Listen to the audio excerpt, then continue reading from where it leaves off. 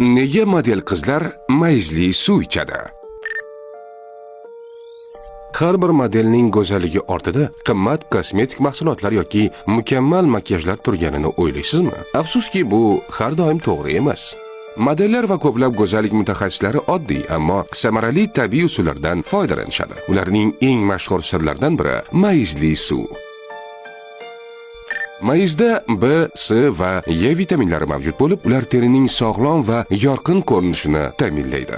Bu tabiiy davolanishning afzalligi shundaki, uni tezda va juda oson tayyorlash mumkin.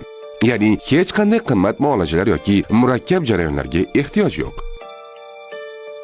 Mayizli suvni tayyorlash uchun bir osh qoshiq mayizni yaxshilab yuvib tozalang. Yuvilgan mayizlarni bir stakan iliq suvga solib qo'ying. E'tibor bering, issiq emas, iliq suv bo'lishi kerak. Ertalab ichish uchun tayyor bo'ladi. Yana bir afzalligi shundaki, uni muntazam ravishda ichish kerak emas. Yaxshi natija uchun oyiga atigi 5-6 kun ichish kifoya. Salomatlik va strategik rivojlanish instituti ijtimoiy tarmoqlariga obuna bo'ling.